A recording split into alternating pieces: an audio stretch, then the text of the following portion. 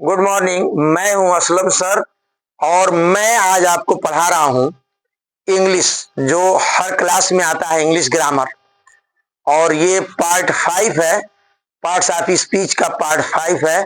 Adverb यानी क्रिया विशेषण। तो ये देखिए यहाँ लिखा हुआ है, ये 6 प्रकार का होता है और 6 का जो है आपको एग्जाम्पल सहित मैं आपको समझाता हूँ। बढ़िया से समझ लें, 10 से 15 मिनट लगेगा, आप बढ़िया से समझ लेंगे, इसको याद कर लें और ये बहुत आपके काम आएगा। इंग्लिश स्पीकिंग वाले लोगों के लिए ये बहुत जरूरी है, समझ रहे ना। तो जो एडवर्ब है, जिसको हिंदी में क्रिया विशेषण कहते हैं,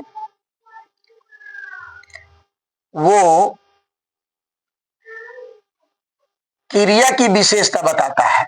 वह शब्द जो क्रिया की विशेषता बताता है, जैसे adverb of time, adverb of frequency, adverb of place, adverb of manner, adverb of degree, adverb of affirmation. तो ये जो होता है, जैसे एडवर्ब ऑफ नाउन लिखा है, एडवर्ब ऑफ टाइम, तो ये टाइम बताता है, इसी से पता चल जा रहा है। एडवर्ब ऑफ फ्रीक्वेंसी, ये गिनती बताता है, आवृत्ति बताता है ना। और एडवर्ब ऑफ प्लेस, यह स्थान के लिए प्रयोग किया जाता है। एडवर्ब ऑफ मैनर, ये जो है ढंग, किस ढंग से आप काम कर रहे हैं, ढंग के लिए प्रयोग किया जाता है। एडवर्ब ऑफ डिग्री, ये जो है एडवर्ब ऑफ डिग्री, हाँ मैंने कितना कम या ज्यादा, इससे पता चल जाएगा आपको कि कम या ज्यादा, ये बताता है। और एडवर्ब ऑफ अफर्मेशन, अफर्मेशन होता है पुष्टि करना, ये पुष्टि करने के लिए भी शब्द जो है यूज किया जाता है। मैं आपको विधिवत समझाता हूं, सुनिए। पहला कह रहा है adverb of time. Adverb of time का मतलब होगा वह क्रिया विशेषण जो टाइम बताता है, जैसे ऑलरेडी यानी पहले से ही, एगो यानी अभी पहले से ही, बिफोर बाद में, है ना, बिफोर पहले, एट जो है अभी तक, नेवर कभी नहीं, सुन जल्दी, है ना, लेटली लेट से, स्टरडे बीता हुआ कल। तो इस तरह के जो शब्द आते हैं ये एडवर्ब है। अब इसका उपयोग आपको करना हो तो मैं अक्सर आपसे बोला करता हूँ, ये वो लोग बोलते हैं आई have played this game before, I have played this game before, I have, ये देखिए लिखा है I have heard this before, मैं ये खेल पहले खेल चुका हूं। आई have played this game before, मैं ये खेल पहले खेल चुका हूं। I have heard this before, मैं ये पहले सुन चुका हूं। ये आपको इंग्लिश बोलने में बहुत काम आएगा। No I have played this game before, मैं ये देखो मैं ये खेल पहले खेल चुका हूं, तुम मुझसे खेल मत खेलो। I have heard this before, है ना, मैं ये पहले सुन चुका हूं, आप मुझे ये कहानी मत सुनाइए, मैं राजनीति जानता हूं। तो ये हो गया I have heard this before. I have not see him since, तब मैंने इसे नहीं देखा, तब मैंने इसे नहीं देखा था। तो इस तरह से जो है जो आके आएगा उसको कहते हैं एडवर्ब ऑफ टाइम। चलते हैं दूसरे में। दूसरा कह रहा है कि एडवर्ब ऑफ फ्रीक्वेंसी। फ्रीक्वेंसी का मतलब होता है बारंबारता, यानी आवृत्ति, जो बार बार दोहराया जाए।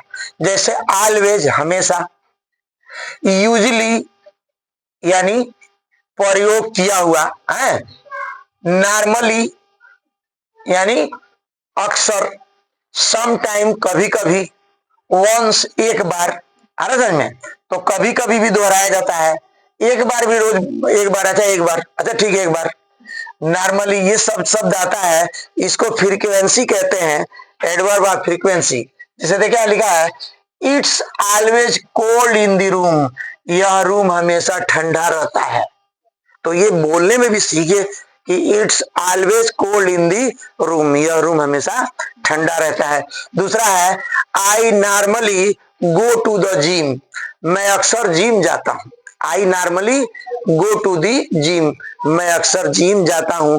आई normally go to the market, I normally go to the school, मैं अक्सर हमेशा मैंने स्कूल जाता हूं या जिम जाता हूं। आगे अब तीसरा देखिए, तीसरा कह रहा है एडवर्ब ऑफ प्लेस, वह एडवर्ब या वह क्रिया विशेषण जो स्थान के लिए प्रयोग किया जाता है, जैसे यहाँ, वहां, जहां, कहीं नहीं, हर जगह। आ रहा समझ में? हियर, यहाँ देख रहे हैं, एवरीवेयर, कहीं भी, नियर, नजदीक, अप, ऊपर, डाउन, नीचे। आ रहा समझ में? अवे, पीछे, बिहाइंड, अवे मतलब बिहाइंड, तो बिहाइंड के प्रयोग आप पढ़े होंगे कि big field behind my school, ये इन फ्रंट ऑफ भी हो जाएगा, सामने, ये big gate in front of my school, ये big dome in front of my college, या a big temple in front of my house, मेरे घर के सामने एक बड़ा मंदिर है। A big mosque in front of my house, एक बड़ी मस्जिद मेरे घर के सामने है। अरे समझ में? तो इस तरह से जो है ये प्रयोग किया जाता है। तो इसमें जो है प्लेस के लिए जो है जैसे इसमें लिखा है it's lived here for about 2 years, वो यहाँ 2 वर्षों से, मैं यहाँ 2 वर्षों से रह चुका हूँ या रहता हूँ। अरे समझ में? तो इस तरह का प्रयोग आता है। यहाँ आइए 4 नंबर कह रहा है एडवर्ब ऑफ मैनर। मैनर का मतलब होता है ढंग। क्या होता है? ढंग। यहाँ लिख दे, हम यहाँ लिख दे रहे हैं समय, ये समय के लिए प्रयोग होता है। ये जो है आवृत्ति के लिए प्रयोग होता है। किसके लिए प्रयोग होता है? आवृत्ति। आवृत्ति कहिए या बारंबारता कहिए, बारंबारता, ठीक है। तो बारंबारता के लिए प्रयोग होता है। प्लेस स्थान के लिए प्रयोग होता है, ये याद रखेंगे तो आपको याद आ जाएगा। मैनर ढंग, क्या करेंगे इसको? हाँ, ढंग के लिए प्रयोग होता है ये। और ये होता है डिग्री। डिग्री होता है जैसे ऑलमोस्ट फुली, यानी कितना आना, कितना, अगर ये समझ ले तो इसको डिग्री ये कहते हैं। और अफर्मेशन जो है, अफर्मेशन यानी किसी चीज की पुष्टि करना हो, ठीक है, तो पुष्टि करने को कहते हैं अफर्मेशन। तो ये है, ये हिंदी इसको लिख दिए। हाँ, मैं ये बता रहा था आपको एडवर्ब ऑफ मैनर यानी ढंग, जैसे कैसे, ऐसे, धीरे, तेजी से, धीरे से, जल्दी से, इस तरह से। जैसे यहाँ देखिए लिखा है सो इसलिए, स्लोली धीरे से, बैडली बुरी तरह, ब्यूटीफुल खूबसूरती से, और समझ में, लाउडली तेजी से, ठीक है। लाउड माने होता है तेज और लाउडली माने होता है तेजी से, आ रहा समझ में। उसी तरह से ब्यूटीफुल माने होता है खूबसूरत, और ब्यूटीफुली माने होता है खूबसूरती से, सुंदरता से, हिंदी में, उर्दू में ब्यूटीफुली खूबसूरती से। उसी तरह ये जानना जरूरी है आपको कि ये यल वाई लगाने से क्या, जैसे बैड माने बुरा, बैड माने क्या होता है? बुरा। अब बैडली माने होता है बुरी तरह से, आ समझ में। उसी तरह से slow, S L O W, slow माने होता है धीरा। आज स्लो में यल वाई लगा देंगे, स्लोली माने हो जाता है धीरे से। क्या हो जाएगा? धीरे से। इस वाक्य में प्रयोग करना हो तो आप लिखेंगे कि सी ड्रेसेज ब्यूटीफुली, वह सुंदर ड्रेस पहनती है, वह सुंदर कपड़े पहनती है। आई ड्रेसेज ब्यूटीफुली, मैं खूबसूरत ड्रेस पहनता हूं। समझ में? इस तरह से। अच्छा, एक और है इसमें, इस तरह का भी आ जाए, ये इट्स दैट सो, यानी ये प्रश्न भी पूछे, है ना, इट्स दैट सो, क्या ऐसा है? अरे इट्स दैट सो, क्या ऐसा है? ये खड़ी पाई दे के बिंदु भी हो जाएगा, ये खड़ी पाई दे के बिंदु भी हो जाएगा, ये एक्सक्लेमेट भी हो जाएगा, प्रश्न भी हो जाएगा। एक्सक्लेम बोलने का ढंग होना चाहिए। जैसे हम आपसे बोल रहे हैं, अरे भाई कहाँ गए थे, ये प्रश्न हो गया। अरे कहाँ गए थे, तो ये हो गया एक्सक्लेमेट। क्या हो गया? एक्सक्लेमेट। बोलने का ढंग जो है बताता है कि क्या, किस तरह का वाक्य है। और आते हैं 5 नंबर में, कह रहा है एडवर्ब ऑफ डिग्री। डिग्री इसको देख लीजिएगा, हिंदी इसकी डिग्री। तो ये डिग्री जो है मेरे हिसाब से डिग्री का होना चाहिए, जैसे लिखा है, जैसे भी अधिक, तो मेरे हिसाब से डिग्री का मतलब होना चाहिए कितना। क्या होना चाहिए? कितना। डिग्री का क्या मतलब होना चाहिए? कितना। मैं लिख दे रहा हूं यहां, कितना। डिग्री का मतलब अंश भी होता है। डिग्री का मतलब क्या होता है? अंश भी। तो वो बताता है 25 डिग्री इतना बुखार हो गया, इतना कम बुखार हो गया, इतना अधिक बुखार हो गया। तो डिग्री का मतलब, तो देखिए ये लिखा है जैसे ऑलमोस्ट, लगभग, ऑलमोस्ट माने लगभग। अच्छा, फुली है ना, पूरी तरीके से। फुल माने होता है पूरा, अभी बताया आप ऊपर, FULL, फुल माने पूरा पूरा। और उसमें यल वाई लगा देंगे, फुली, तो हो जाएगा पूरी तरह से। क्या हो जाएगा?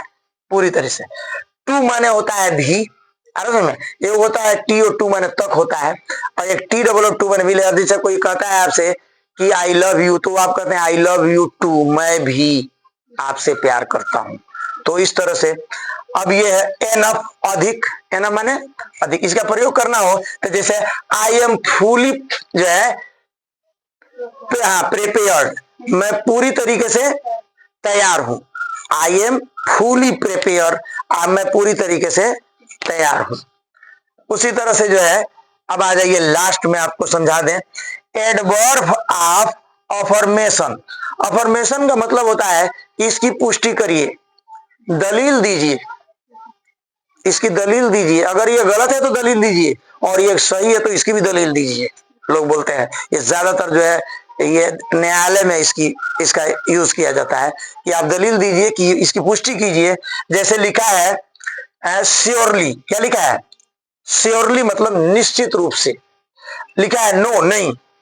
लिखा है एपेरेंटली, माने जाहिरी तौर पर, आप समझ में। सर्टेनली यानी निश्चित रूप से। सर्टेनली माने निश्चित रूप से।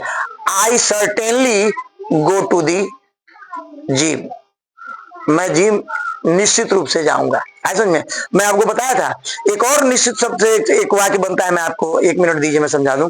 जैसे अगर आप बाजार, मैं बाजार जाऊंगा, मैं बाजार जाऊंगा, तो होगा I shall go to the market. I shall go to market, to the नहीं, I shall go to market. समझ में।